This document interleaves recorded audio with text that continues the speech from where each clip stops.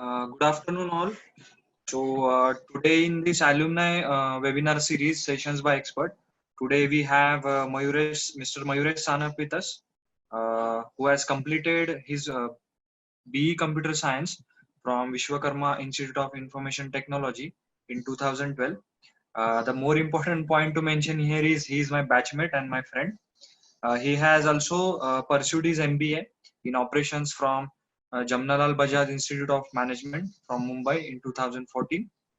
He has experience of 6 years in corporate strategy, business analytic, and program management. He is currently working with AP Global as a program manager. So without taking much time, I request Mr. Mayuresh Sanap to take over the session. Thank you, Nitin, for the introduction. And thank you for giving me opportunity to interact with the current students. It's my pleasure actually to share whatever I know with the current students. I have a presentation which I would like to share. Can you see the presentation, Nitin? Yes, Mayuresh, yes. Yeah. So he has already given my introduction, but he's such a nice person that he has only told good things about me. Let me first start with my real background. So as he mentioned, I've completed my BE Computer Science from VIIT in 2012.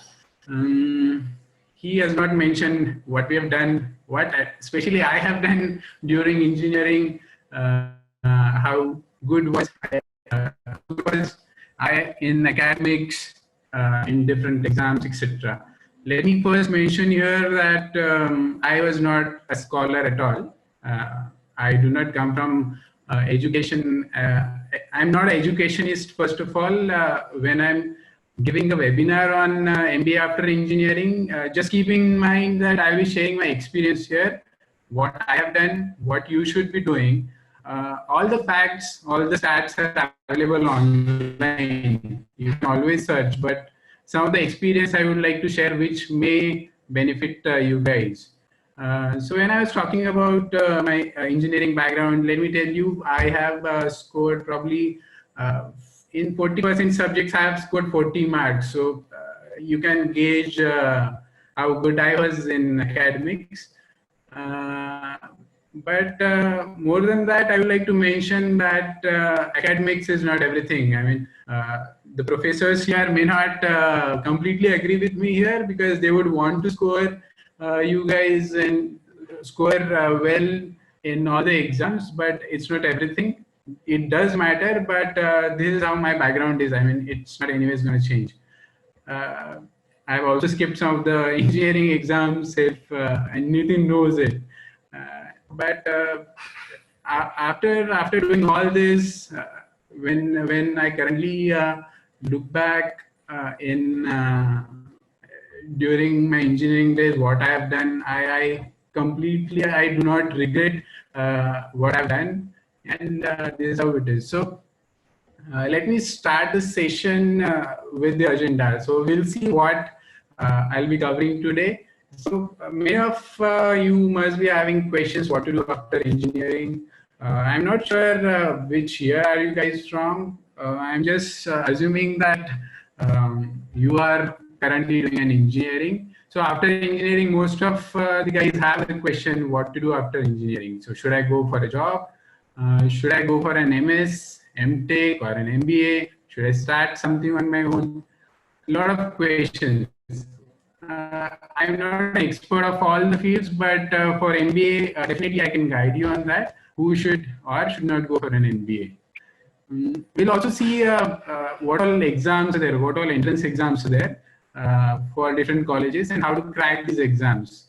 We'll also go through the college rankings, then what are the fees, salaries, what are the MBA specializations, and I'll just cover in a little bit about how is the life after MBA. So we'll first see who should go for an MBA.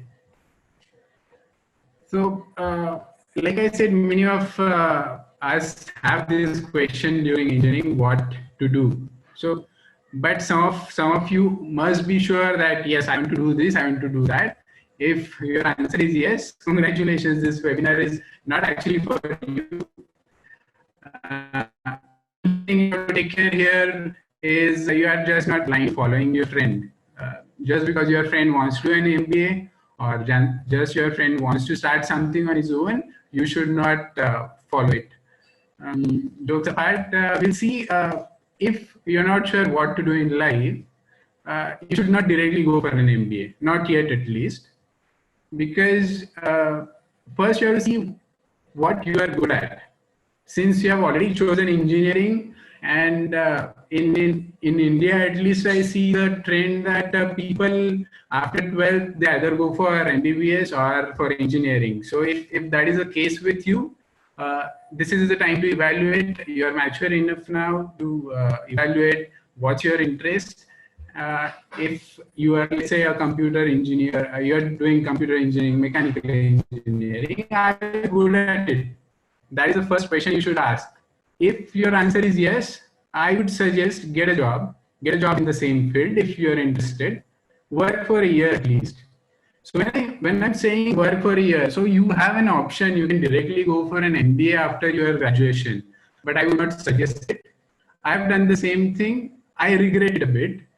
I should have got some experience. I will cover that later in detail. Why should you get experience before MBA? So I would recommend you should get a job and work for a year. Then you should ask yourself if you wish to work in this core field for lifetime. Do you think you can do this work for a lifetime? If you are, let's say, a computer engineer, programming, if that's your interest area, would you like to do that for lifetime? Or for sure you wouldn't be doing that for lifetime, because there'll be a time when you'll grow into a managerial role. But yes, the work will remain same. You'll be guiding your teammates, but the work will remain same.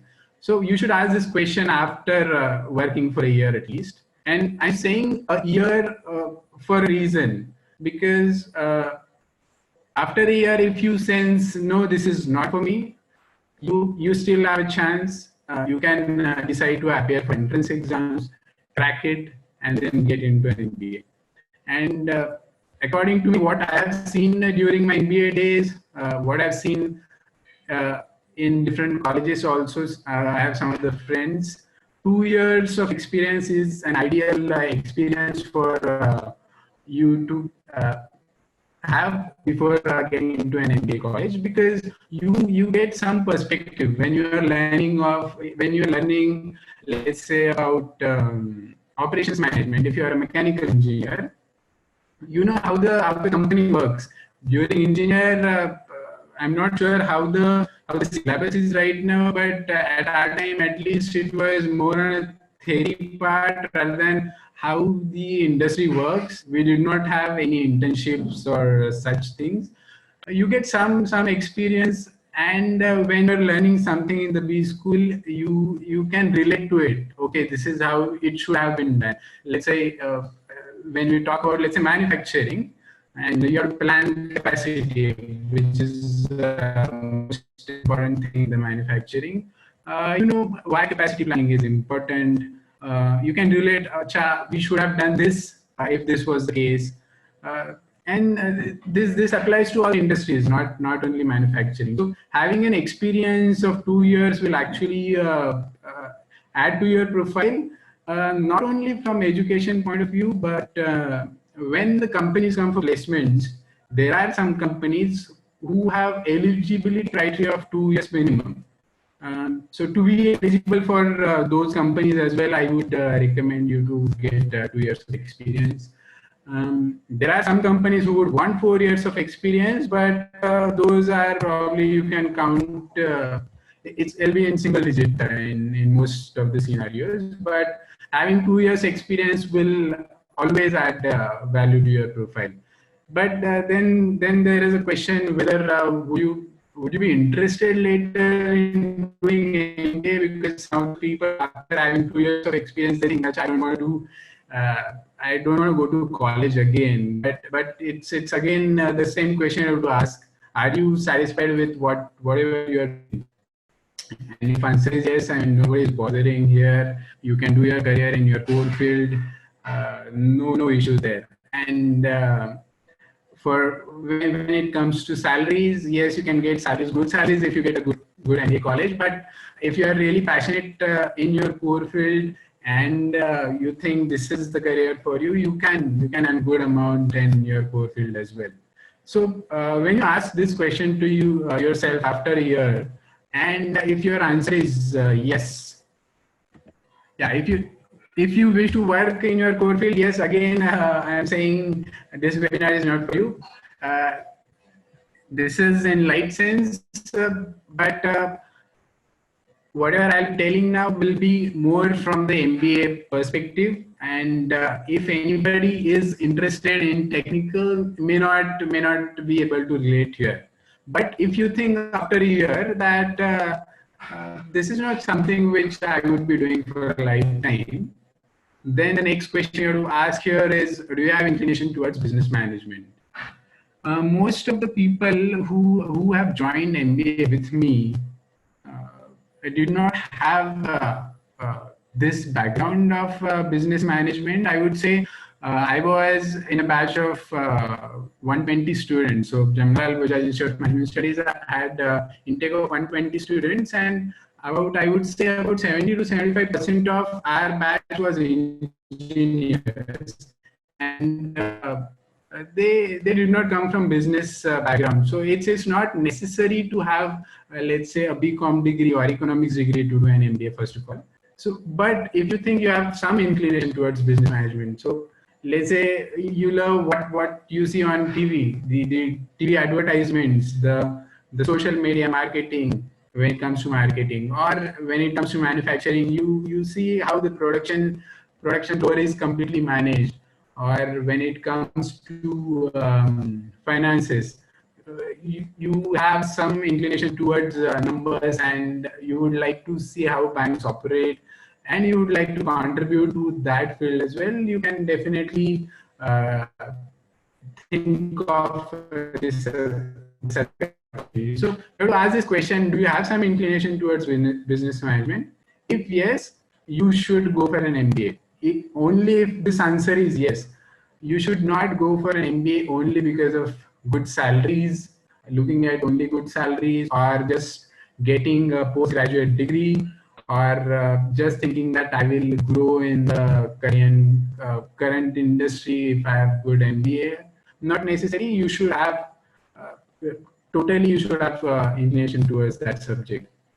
Otherwise, you will regret for life. Let's see if you don't have inclination, please don't get an MBA is what I was trying to say. You still have different career opportunities. Maybe probably you can think of, let's say, UPSC, MPSC. If you are interested in, you can start something on your own, or keep continuing the job which you just said you are not really interested in. Now let's see if you're not good in your core field. If this is the case, that means the decision of doing an engineering in the subject which you have selected has gone wrong. And I would definitely focus here that since your one decision has already gone wrong, please be very sure about your next decision, because this is one decision which is gonna change your life. Don't do it just for the sake of it, or just don't do it because you don't have any other option. If you do not, if you are not good in your core field, but if you think you have a inclination towards business management, again I would say get a job not in your core field because you're not interested in core field. Try to get a job in business field. So you may think you are an engineer, how will you get a job in a business field? You will definitely get a job. Let's say if you have an inclination towards marketing, sales, there are a lot of jobs available, and if you are an engineer, you have that advantage definitely. Sales required, and for that role, people look for an engineer especially to get into that role. Or if let's say you are interested in let's say operations management or supply chain, you should try to get into those jobs. Try to get 2 years of experience. Again, I'm saying even if you are good in your core field, try to get that experience in your core field. If you're not interested in core field, try to get that experience in the business field. at least for 2 years is what I'm saying. 2 years, I will always say it's an ideal period, not less, not more. When you are planning for 2 years, 2 years of experience, keep in mind, just after completing 2 years, you should get into a B school. Some of the people do this thing. So some of my batchmates in MBA had done this thing. They completed the engineering work for a year or two. They took a gap of a year just to prepare for an MBA entrance to get into a good college. I would not recommend that, because taking a year takes you back in your career for about a year. And also, when you are applying for placements during your MBA, the interviewers are going to ask you, why had you taken a break? This clearly shows that you cannot manage multiple things at the same time. So, but if you really think that you can't manage, you can obviously go for a gap, but it is not recommended. So you should get a job in the business field, work for 2 years, and then go for an MBA. And if you're not good in your core field, you don't even have inclination towards business management, I would say don't get an MBA. It's really important, guys, to decide this, whether to go for an MBA or not. I'm sure this flowchart has not covered all the scenarios. There might be some unique scenarios, but this is the direction I'm just giving you to take your decision. It will definitely not answer all of your questions here. Probably we can answer that later. But this is the direction you should take while taking your decision.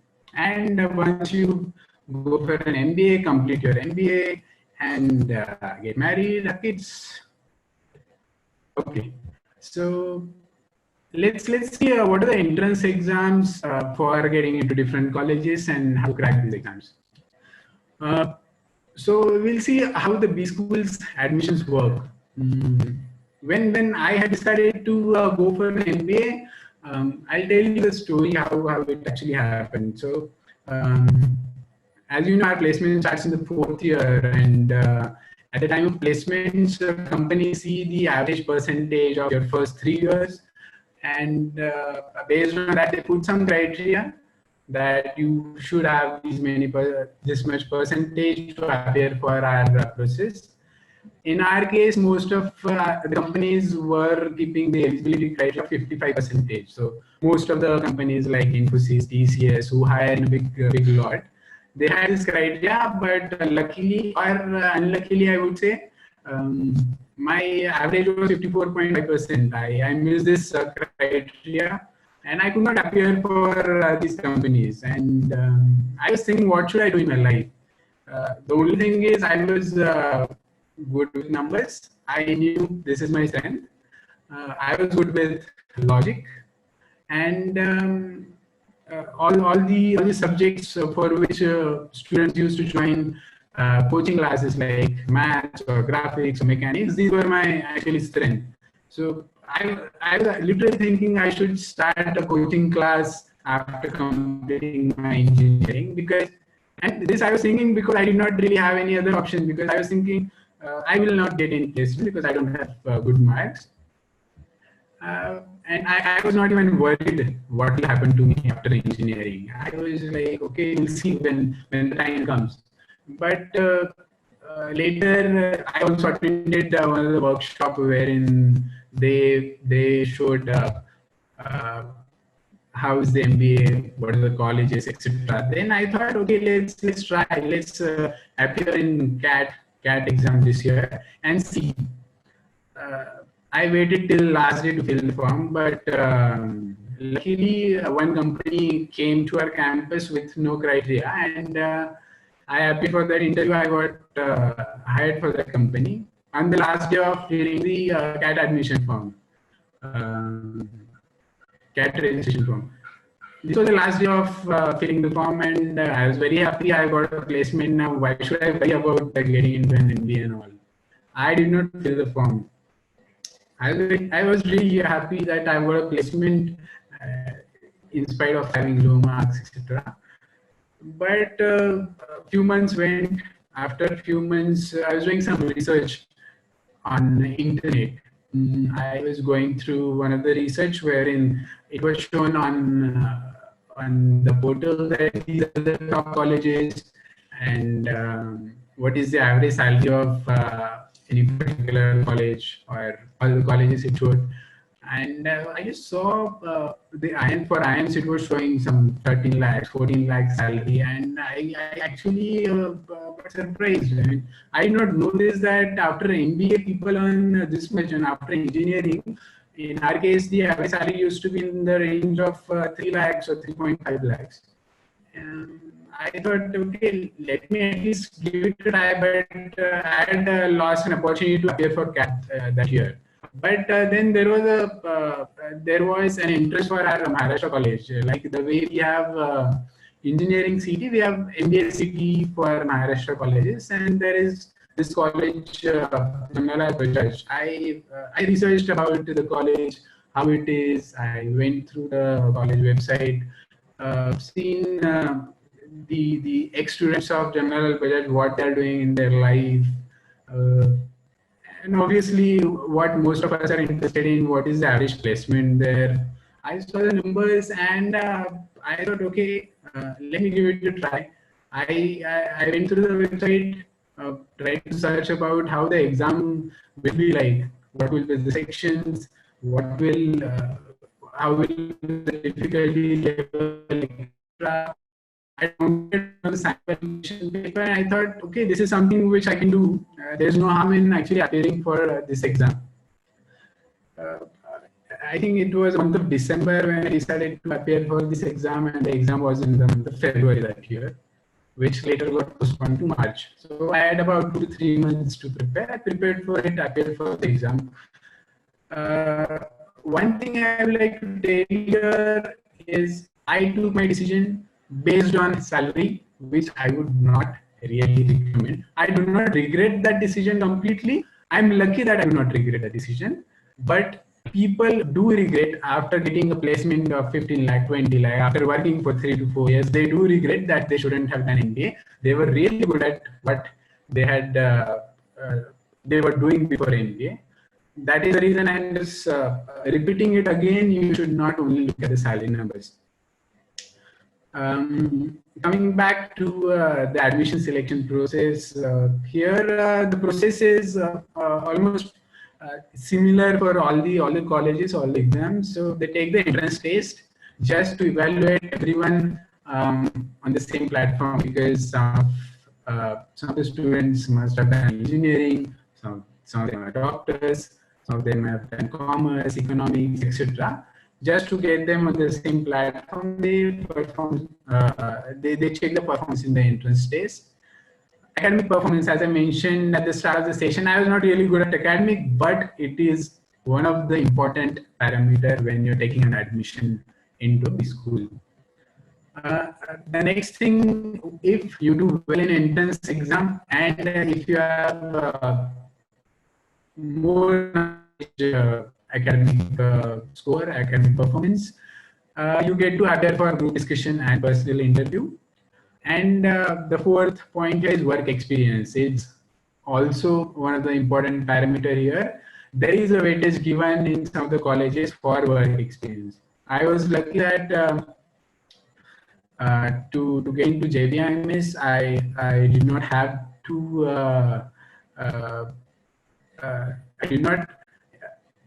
I did not have to have a work experience, because the admission process there is a little different than how it is in most of the IIMs. The work experience weightage given was about, I would say, 1% of total performance. More weightage was given to the entrance test. Let's say 200 marks was entrance test. Then about 40 marks were given to GD plus PI plus academic performance plus work experience. Out of that, only 2 marks for academic performance and 2 marks for work experience. So I was really lucky, I would say, in this scenario. But if you are, let's say, trying to get into IIMs, you should focus on these 4 points, because there is quite a good weightage for work experience as well, and academic performance. They do look into your 10 score, 12 score. If you have scored, let's say, 90 odd percentage you are in really a good state right now to actually work towards your goal. For group discussion, it's really important to work on your group discussion, not only before getting into an MBA. Probably in engineering, also some of the companies conduct group discussions, but in MBA, it's very necessary to prepare well for your group discussions, not only from admission point of view, but once you get into MBA, you will probably through in 2 years time you'll attend about 25 to 30 group discussions in your 2 years, and keeping quiet in group discussion doesn't really look good. So and if you really have to participate in group discussions, you have to have good knowledge about what's happening outside. Keep reading newspaper, which I really hated throughout my MBA. I never read newspaper before my MBA actually, but I did not have any other option during MBA. And it's really good to be updated to keep yourself updated about what's happening outside. When I say keep updated, I would recommend keep updates of economics, what's happening in India, what's wrong with the economy, the GDP, etc. You should read Economic Times for that.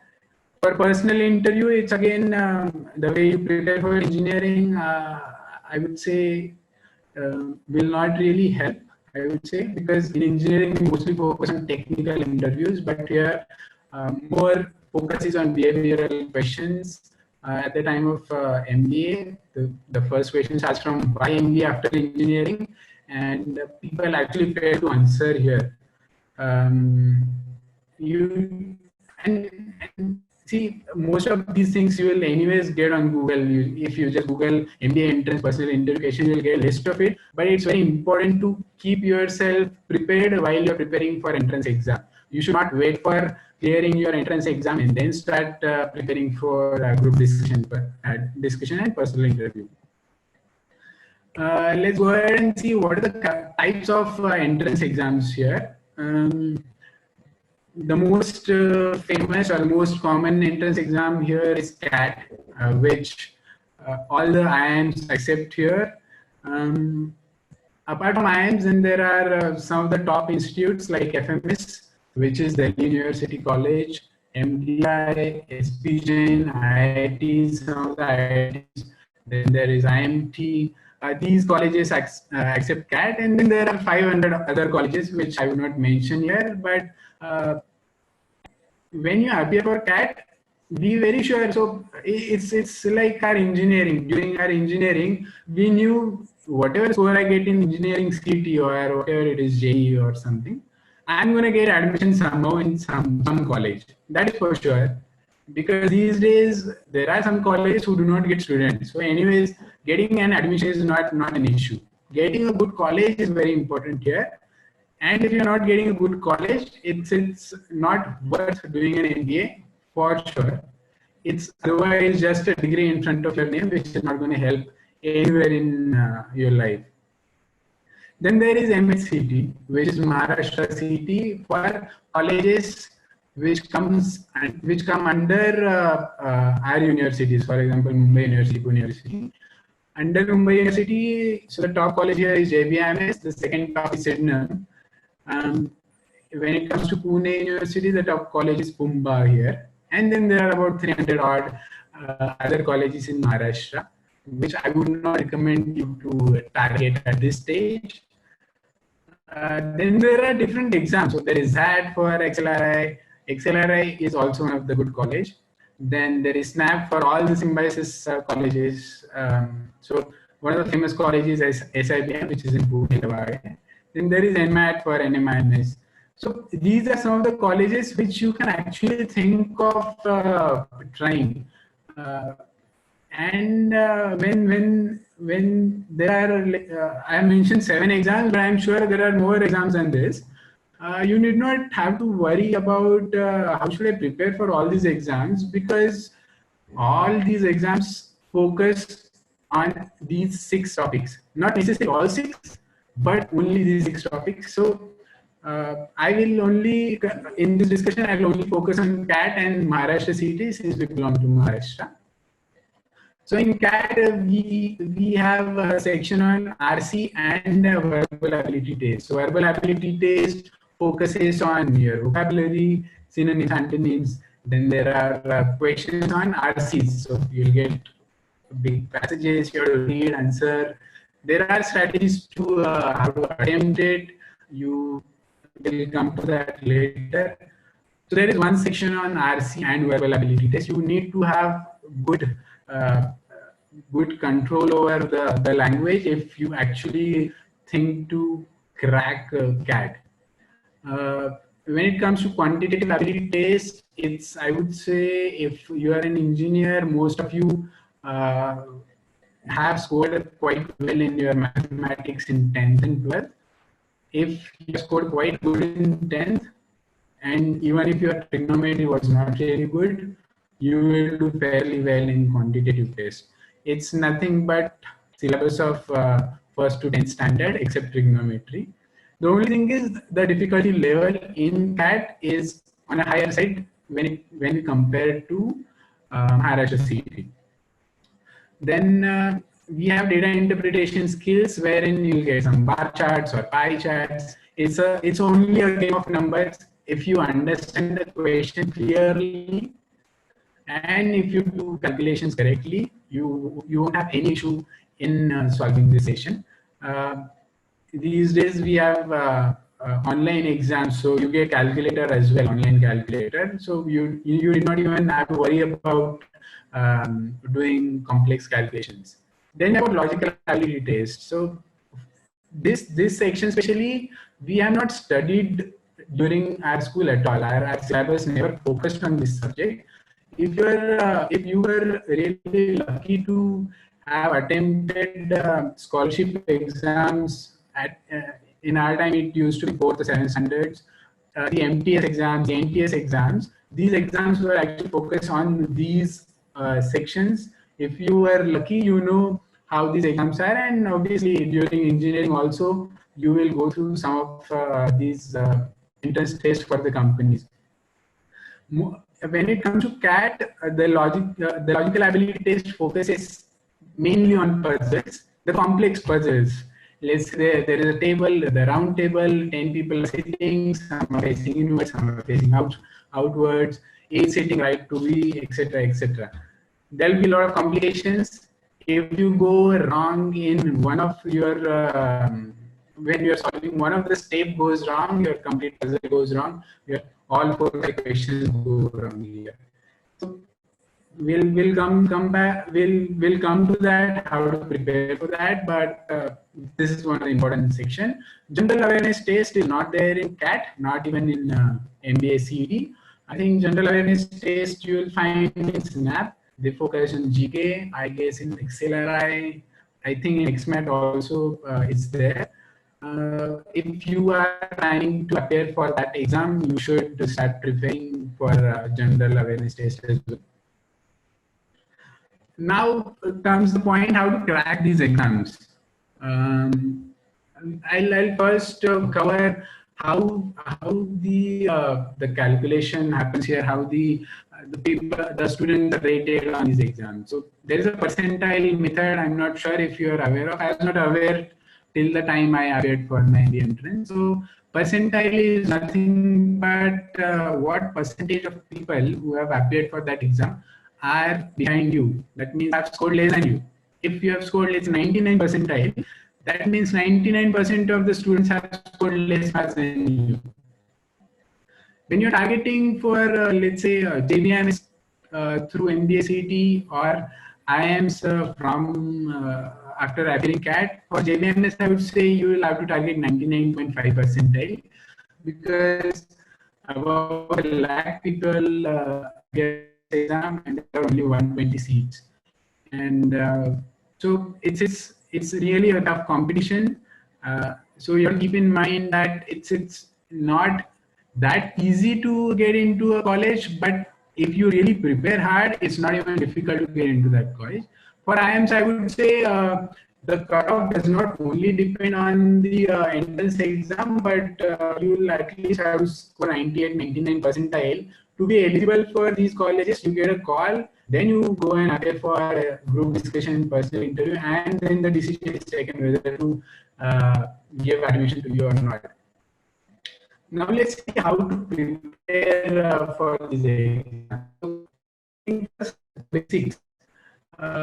You must have heard it a lot of times from your professors, from everyone. Actually, the basics are really important. This is not an exam wherein it's not an university exam wherein you can go and write something and out of 4 you at least get 2 marks because you have written something. It's an MCQ exam. It's either right or it's wrong. You have to be very sure when you are answering your question, especially when it comes to CAT, there is a negative marking. If you go wrong, you lose points.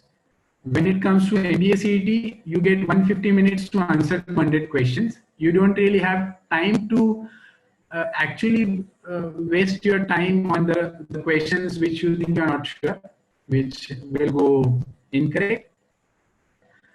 Basics, that's why basics are really important. So when it comes to quantitative, if your basics are not clear, let's say you're working on the work and time questions, the basics have to be clear because in CAT, the advanced questions will appear, and if you attempt these questions without having clear knowledge, for sure you will fail at it. For CET, the basics are enough, I would say. The questions are not really difficult because they expect you to solve 200 questions in 150 minutes. If you calculate, you don't even get a minute per question. You spend about 10-15 seconds in reading that question. In half a minute, you have to solve and go to the next question. Once your basics are clear, most of the people recommend you join this class, you join that class. I'm not against that methodology, but if you're joining a class, make sure don't rely only on the class. Self-study is the most important thing here. You study, you go to the classes, you study, you understand everything because this is not rocket science. They solve a question on the board, you understand, you think, Acha, this is easy, I can solve it. If you directly go and appear for the exam, you are clueless. I mean, you think, Arey, this was really easy, I'm able to solve it. Self-study is really important here. It is actually important in all the entrance exams, I would say. During your, if you compare your 12th board exam versus your entrance exam of engineering, 12th exam, you can at least depend on your the knowledge you have got in your class and go and write in the paper. But to appear for these exams, it's really, really important to work on your weak areas. And then practice. Once you're through with your basics, once you've completed all your studies, you think, now I have the knowledge, then only you start practicing. When you're convinced कि अच्छा, this topic I'll be able to solve all the questions, take the questions, solve it, keep solving the questions. If you get wrong, go back to the basics, check why it has gone wrong. There are multiple reasons why it goes wrong. We'll cover it in the next point. Keep solving, and once you're through with this, let's say you have covered all the sections for all the sections, all the topics, then the next important thing is mocks. I will tell you, when I was preparing for MBA CET, I must have given at least 30 to 35 mocks. The mocks actually give you a feeling of your real exam. You know, where are you, what can go wrong in your actual exam, and this is actually the time you get to actually make mistakes, which will not really cost you much because the entrance exam, let's say entrance exam like CAT and MBA CET will be there next year as well, but then you have to wait for a year, and you should try to make all the mistakes in mocks and make sure that you are fully prepared. But only appearing for mocks is not enough. If you appear, let's say I had appeared for 30-35 mocks. Let's say if you appear for, let's say, 50 odd mocks, you're not sure yet that you will score good in the main exam. Analyzing that mock is the next thing, because let's say I appeared for a mock and there were 100 questions, I got 8 marks, I'm happy. I got 80 marks. I don't have to worry now. And I just have to score 90 marks in the main exam. This is my, let's say, 10th mock. I'm scoring 80. There are 20 odd mocks coming in. I will score 90 easily. This is not the case. You have to analyze your mock, and it has to be a structured analysis.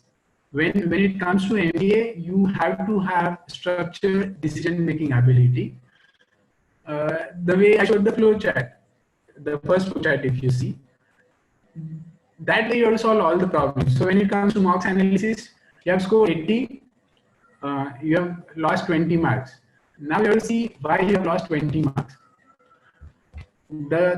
The reason behind it can be you did not have enough time to solve it, or mistake. Under silly mistake, there can be it was a calculation mistake, or maybe you have got a concept wrong. There is a problem at the basics itself, or there can be a reason that the silly mistake while just putting your answer, probably you solved it correctly. The answer was 20. 20 was in option 1, but you selected option 2. There can be any reason here, and you have to evaluate that reason first. You have to find out the root cause here, why it has gone wrong. Now, once you analyze it, and you should not do it only for the questions which have gone wrong. Let's say I've got 80 marks out of 100. 80 I've got it, but what I had done, I could only solve 50 questions. For rest of 50, what I did, I just marked all the questions as A. The Tuka strategy, marking all the questions with the same answer. Luckily, I got 30 additional marks, which is not going to help you. It may, if the luck is on your side, but it's definitely not going to help you in the long term. Even if you have scored 80, you have to dig into it. Is it sure that I knew this question, I solved it correctly, that's why I got the marks? Or maybe I solved it incorrectly, but I somehow got this answer nearby. Let's say I got 7 as an answer. In the options, I could see options as 8, 100, 200, 300. I got 7. I just marked 8 as an answer here because it is near to what I have got, and then I got the correct answer. You have to actually analyze this mock very, very in a structured way. Once you analyze this mock, you know now where you are making mistakes. The wrong answers you're getting, what is the reason behind it? Also, you have to find out, let's say I'm solving quantitative ability test. In the quantitative ability test, most of the questions which are going wrong are from geometry. You have to keep analyzing it. You have to keep recording it. Keep recording Excel. This is the first mock. In geometry, I lost these many marks. The reason was one silly mistake, one concept error, etc. Keep that Excel ready. After, let's say, attempting 10 odd mocks, just total it up. Find out what is your gap. Where are you weak? Are calculations going wrong? Find out why calculations are going wrong. Are you hurrying up? If that is the case, you should spend more time on it. Or if the problem is that concept stage, get it cleared. You have internet as a source, find out your friends, find out teachers, get the basics clear. So mock analysis is very important here, guys. And again, practice, I would say. Practice, I'm repeating here because without practice, you're not going to crack. And that is for sure. Probably 1 in a lakh student may go and appear just like that and score good marks. But don't expect that to happen with us. Don't take that risk in this preparation. Now going ahead, let's see which are the colleges, how are they ranked. So I have just taken a screenshot from one of the portal. As I told you, I'm not an educationist. I don't keep records of all this. I just went to the website, I took a screenshot just to give you a direction how to proceed with your decision and preparation. So these are the top 10 rankings given by Time Institutes. You must be knowing. I'm not promoting Time, first of all. This is just a screenshot taken from their website. This is in alphabetical order, not necessarily that FMS is better than I am. This is in alphabetical order. So you can see I am Ahmedabad, Bangalore, Calcutta here. these are ABC, Ahmedabad, Bangalore, and Calcutta. These are the most sought after colleges where the students want to get into these colleges. FMS is University College, Delhi University College, then there's IFT in New Delhi, then you can see my college here, JVMS, which is Mumbai University College. Then we have got NITI, which focuses on operations, supply chain, specialization. Then we have got SPGN in Mumbai, XLRI. These are the top 10 colleges given by an institute. Then we have got AAA plus colleges just come after this top 10. Then there are a lot of IIMs now. New IIMs have come. Just for the sake of brand, people are going for these IIMs, but definitely it will help them in long term because this IIM brand actually helps in the life. There are a lot of colleges. You can actually Google it up. Take this as just a direction. Let's have a look at the fees and placements in these colleges. Now, IIM Ahmedabad for 2 years, you'll be spending about 23 lakhs as a fees. Then there will be hostel, the other expenses, 30 lakhs as your fees. The average salary here given is 25 lakhs. Yes, it is 25 lakhs, about 2 lakhs a month average salary. Again, I have taken all these stats from one of the site. I'm not gone to all the college websites and taken these numbers. Don't take this as a final number. Probably these numbers are of 1 or 2 years old. But just to get a direction, these will help. That's why I put in the presentation. You can see here, Ahmedabad, Bangalore, Calcutta, all the colleges have similar fees, about 20-25 lakhs, and the average salary ranges here about 25 lakhs. Now, be sure here the average salary is given. So this must be published by the college itself. Normally, the process in MBA colleges is they complete the placement and they publish the placement report in detail, which all the companies, the top companies visited our campus, what percentage of people joined financial institutes, how many gone into consulting firms, the marketing jobs, etc., etc. Not necessarily these numbers which are given here are 100% true. When I'm saying that this, when they say it's 25, it's not going to be a 10 or 15, but when they calculate this amount just to get the higher number here, they consider all the benefits that the students are going to get after joining the company. Let's say I joined a company, they gave me a package of let's say 15 lakhs, and then there is a retention bonus after 2 years, which I'm going to get of 2 lakh rupees. They will add that retention bonus, which I'm going to get after 2 years, into my salary component. They will show my salary at 17 lakh. So just take these numbers with a pinch of salt. Probably just to be on the safer side, consider these numbers are 20% higher. I'm not saying this is the case, but consider it is 20% higher than the reality. And also keep in mind, this is average salary. There are people who would get about 40 lakh salary, 50 lakh salary. There are people who will get 7 lakhs or 8 lakhs as well. It's not necessary that you have gone into IIM Ahmedabad, you will get 25 lakhs. No, you can. There is a chance that you will not even get a job. There is a possibility. Even if they claim 100% placement, some of the college have this process.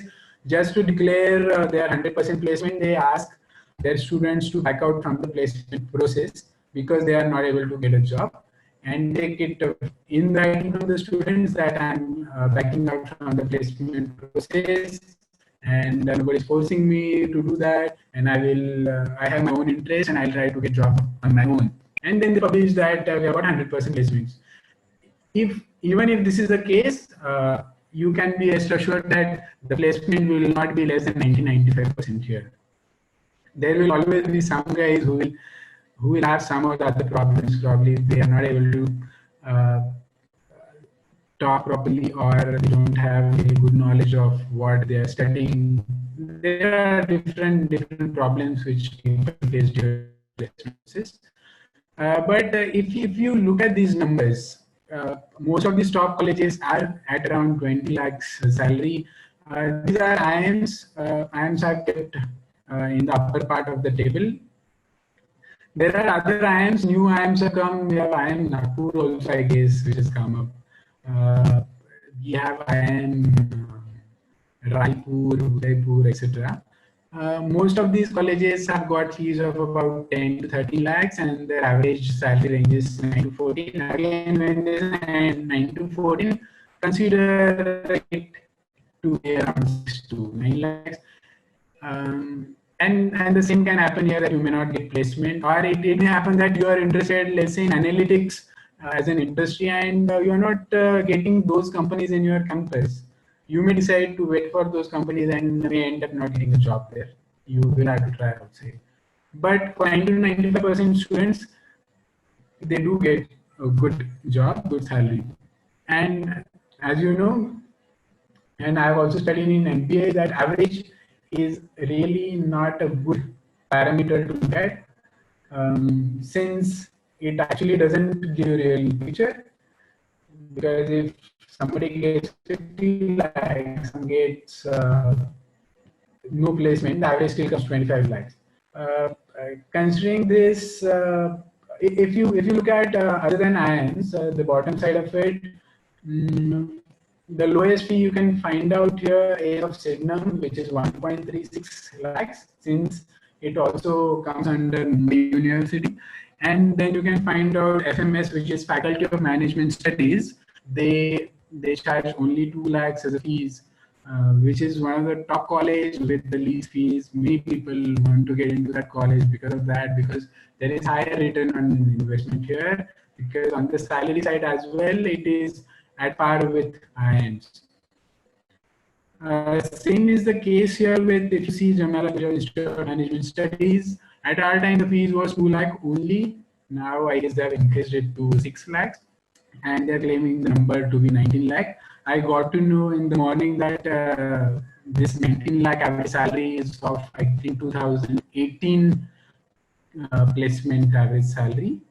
But the same rule applies to my college as well. I will not defend that. Consider about 10-20% less average package than what is mentioned on the website.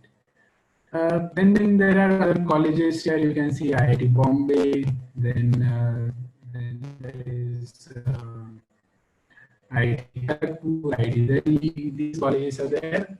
If you actually Google, there is mbauniversity.com website. You'll get a lot of information about this on the portal.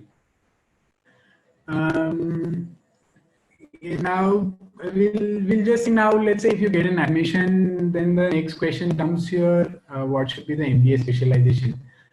Some of the colleges do ask for the specialization before you take an admission. Some of the colleges have this option to choose your specialization after your first year. This really helps if you're choosing your specialization after the first year. You get to study all the subjects of all the specializations. Like we have studied in engineering first year. At least I've studied civil, electrical. I don't know how is the case right now, but I'm sure you must have also studied different subjects of the departments. Then you get sense, now I know the basics of finance, marketing, operations. What should I do? So let's see, what are the MBA specializations? So like I mentioned, finance, people think that they should take MBA finance specialization only if they are from econ background, or if they are from economics background. This is completely not true.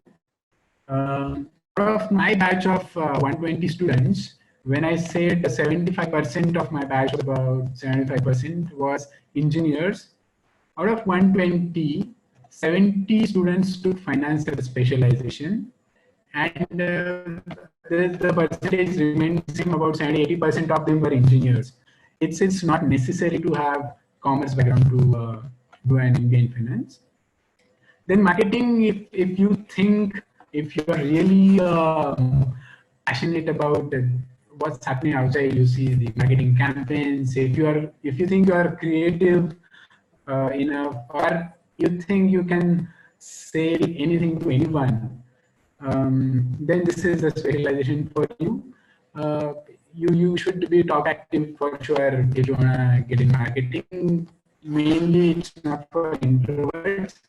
Yes, you can work on your skill, but not really recommended for introverts here. Finance, if you're really good at numbers, definitely you can think this is an option.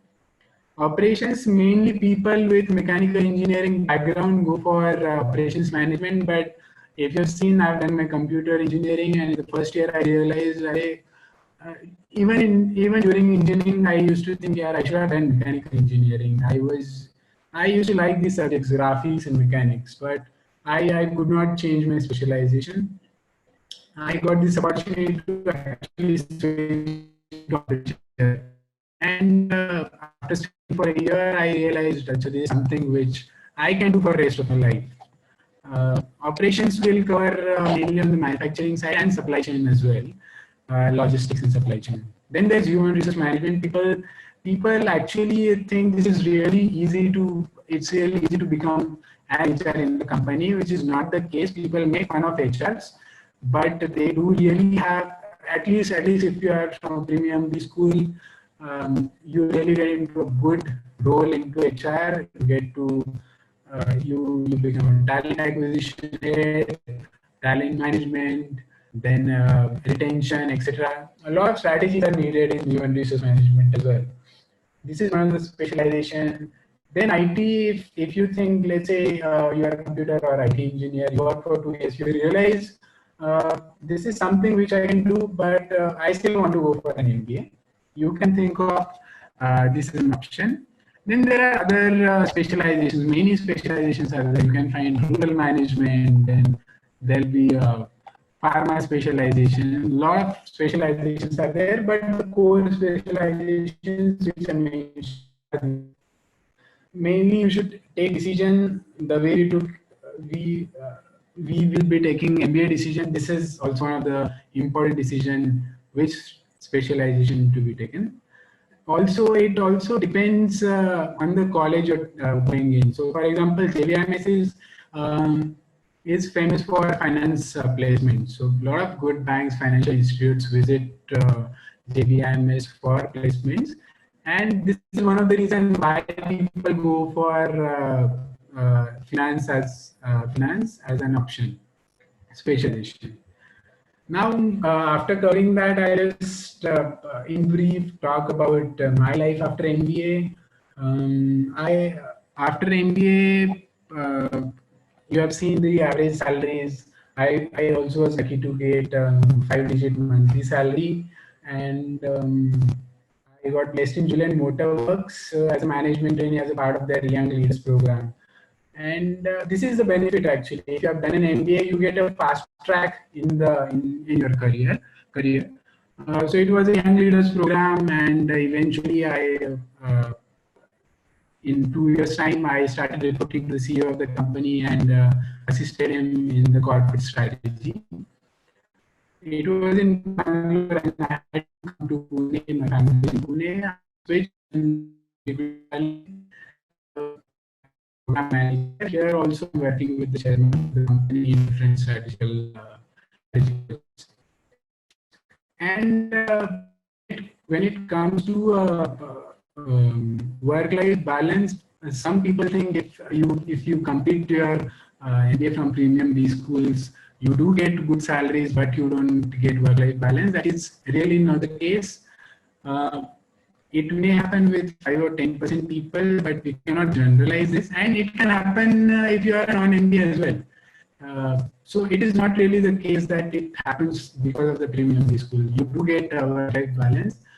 Also, the benefit here I can mention is you get to start, you get a lot of exposure if you are an MBA, you get this exposure, and after some time, if you think of starting something on your own, the experience, the mistakes you have done in your career help you actually build your business. You know what are the things you should focus on, what are the things you should avoid, so that you don't burn your own hands in your own startup.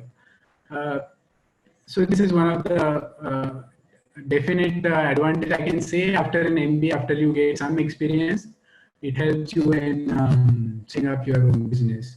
Otherwise, the ladder is really good here. In career, you can really go up, and So at least from my colleges, my college is concerned, it is known as CEO faculty. So many CEOs are from my college, and it's not only because of college. Probably the entrance exam takes care of it, that the good students coming to the college, and the faculty there also takes care of it. The faculty at JJM, I would say about 90% of them were guest lecturers and with industry connects. So we used to get only practical knowledge in MBA, very less of theory. This is the advantage of doing an MBA from premium B school, and this is how it is. Thank you. Over to you, Nitin.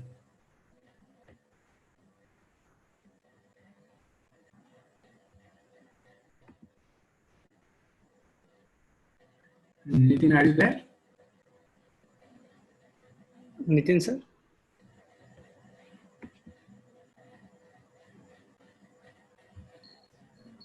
I think Nitin sir isn't there.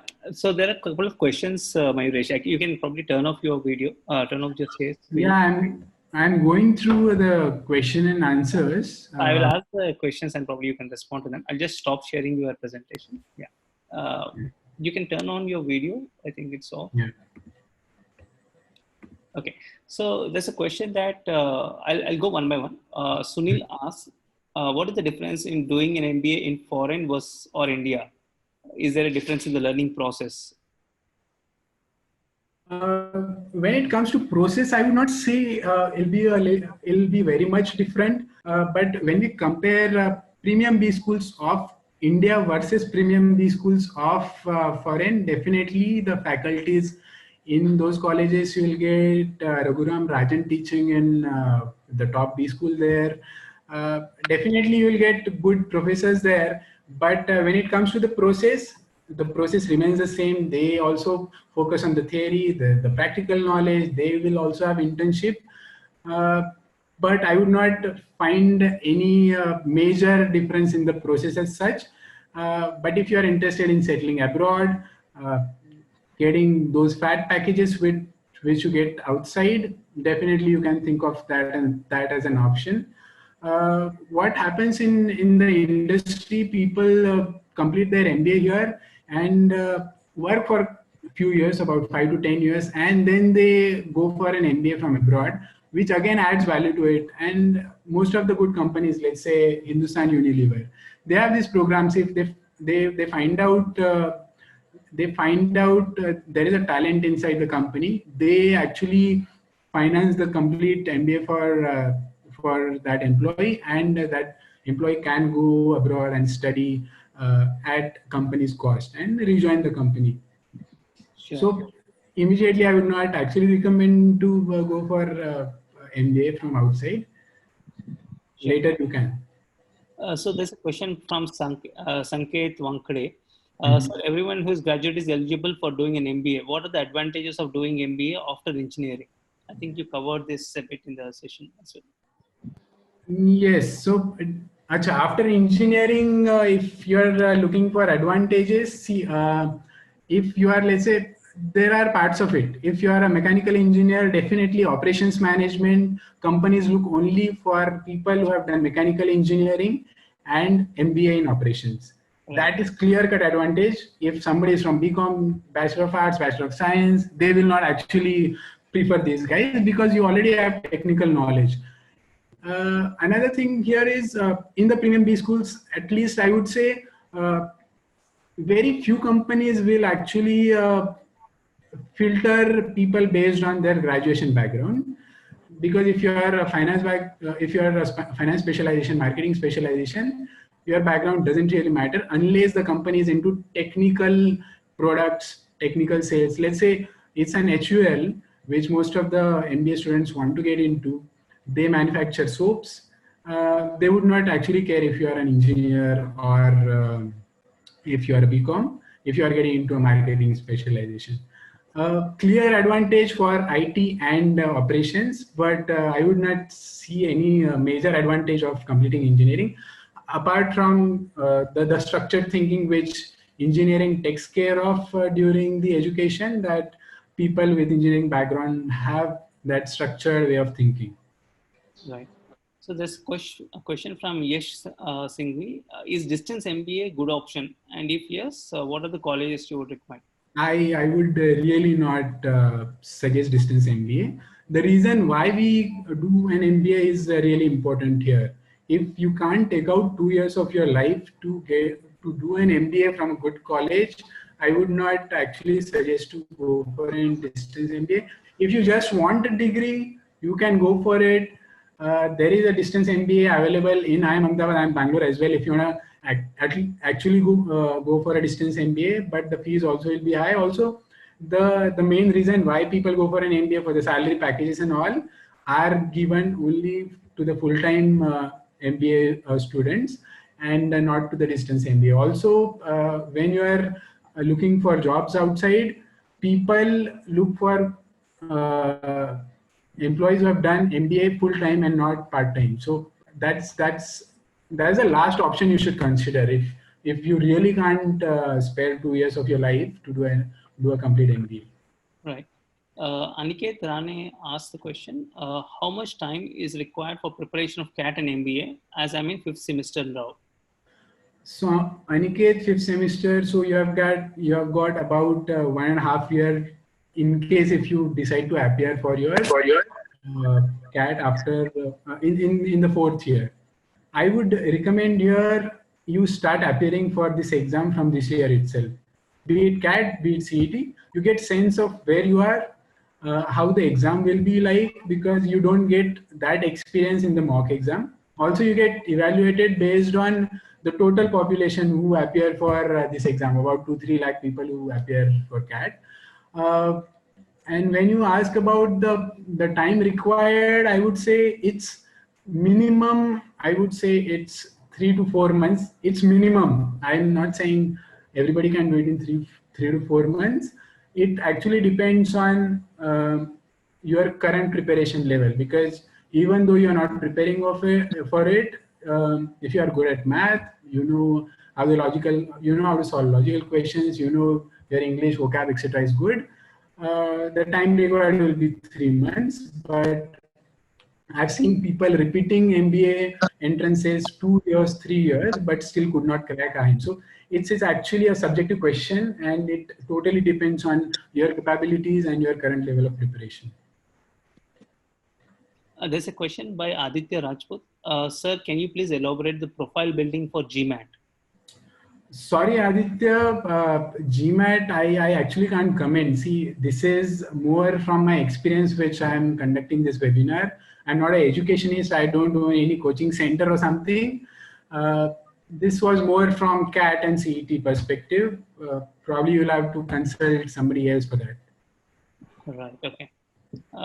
So there's a relevant question that I think you already answered this. What are the relevant engineering technical skills post-MBA career, especially for circuit branch student? Engineering technical skills post MBA. See, MBA and technical don't really go hand in hand unless after MBA you get into a technical job. As I mentioned, most of the people go for finance, marketing, operations as a specialization. Finance you get finance job, marketing you get marketing or sales job, operations you get operations management job. So technical sales, unless you are getting into a core company wherein you are required to manage juniors who have that technical skills, then only I can think of it. But it is not necessary to have technical skills for MBA careers. Sure. There's a question by Samayak Jain. So the fees that you showed was for both the years or total for 2 years? Total for 2 years. So what stream in MBA is best for an engineer, by Manasi Devekar? Yeah, so I actually tried to answer that, may not have clearly answered it, but as I mentioned, you should actually get into an MBA first year, see all the options, identify your strengths. If you're really creative, you love the marketing campaigns which are going outside, or you think you can sell something, you go for marketing. You have love towards numbers.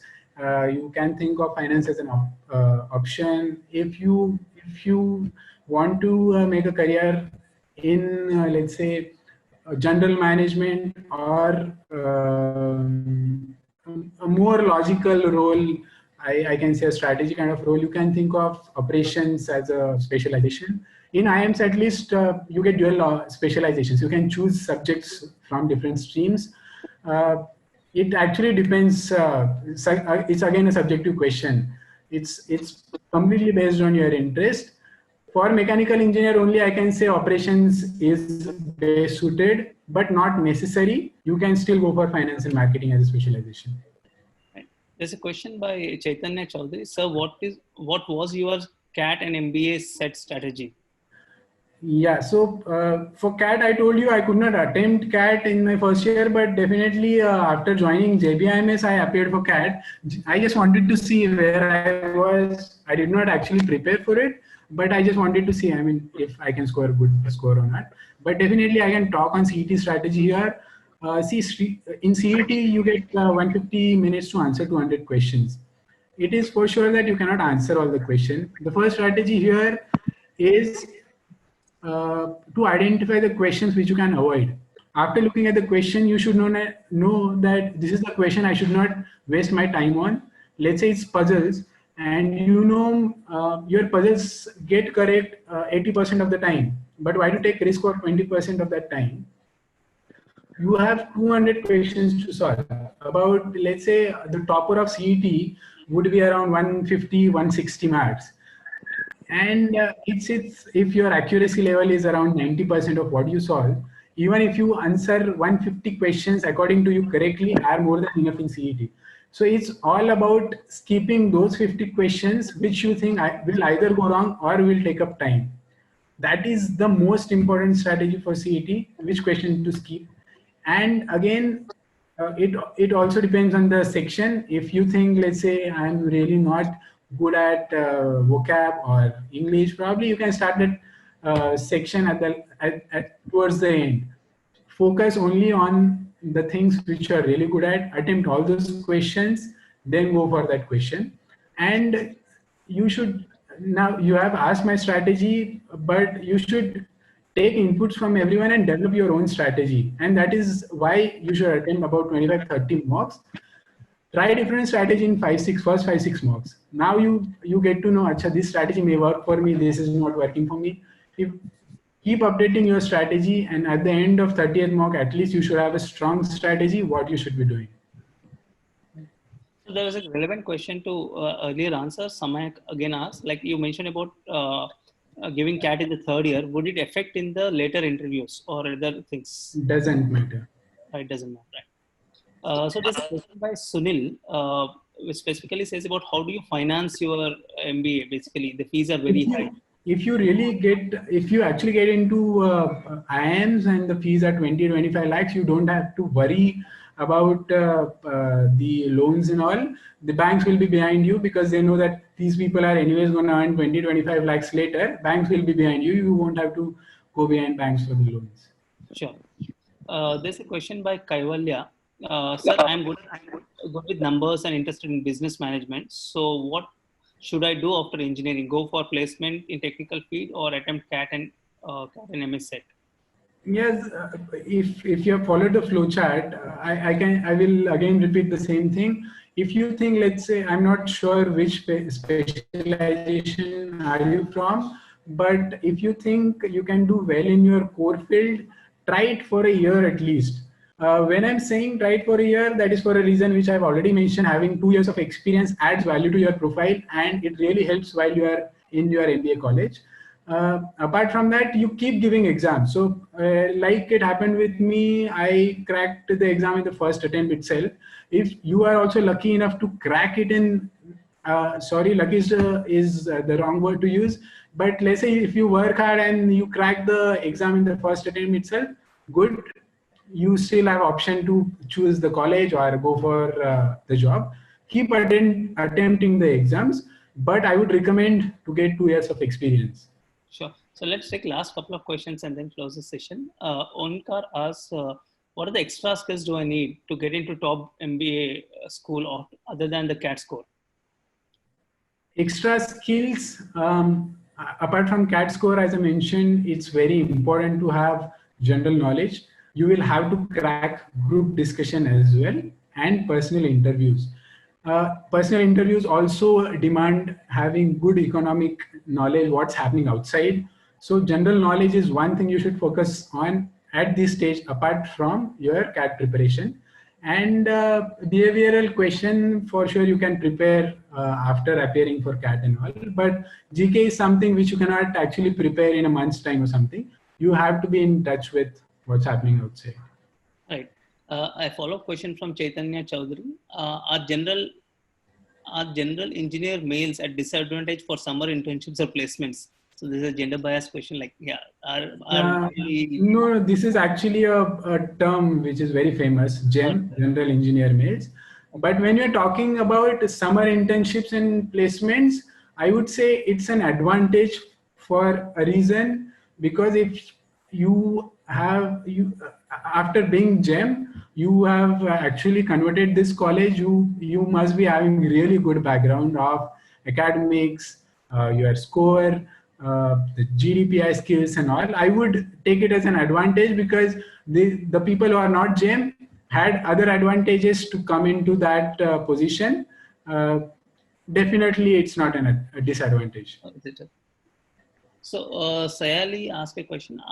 As because of the pandemic, would academic or employment gap matter? How do you deal with it? And also, what is the best doing MBA directly after engineering or by taking a job? This you explained that. The first question is about.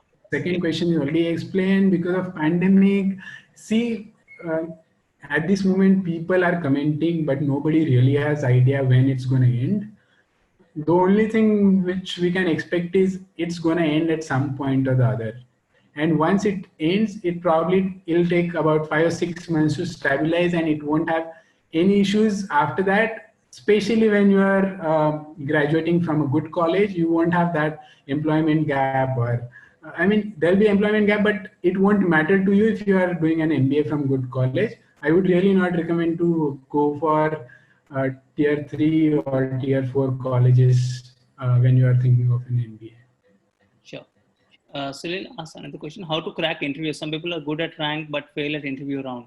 Yeah, that happens mainly for 2 reasons. One is your communication skill, or you don't have a knowledge. You have to, like I told about for GD and PI as well. GD, you have to keep yourself updated.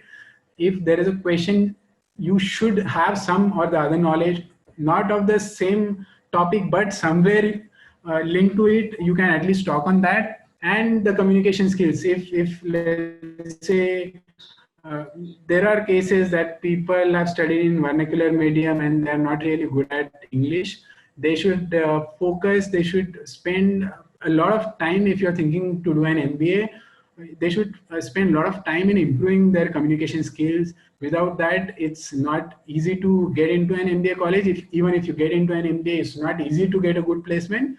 Even if you get a good placement, it's not easy to survive in your work. So communication skills, focus on it.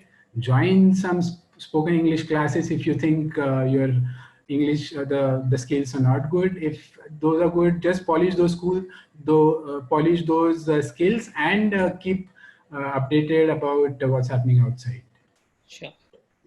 So I think we are done with the questions. Nitin sir, over to you.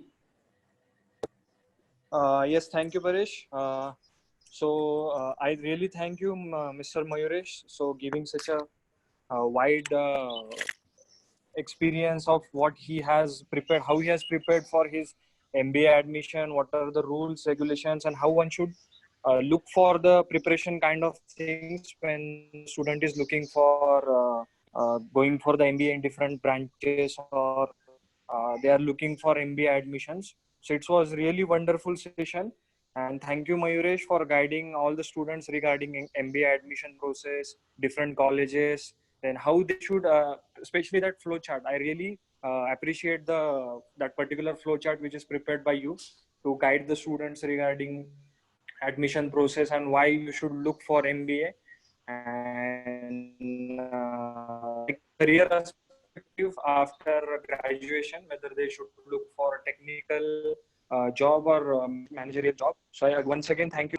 Assure all the students, whenever you need such kind of session, we will approach Mayuresh. And thank you. Thank you, Mayuresh.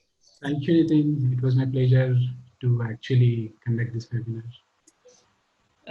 Thank you, sir. With Yes, your permission, I would end the session. Thanks.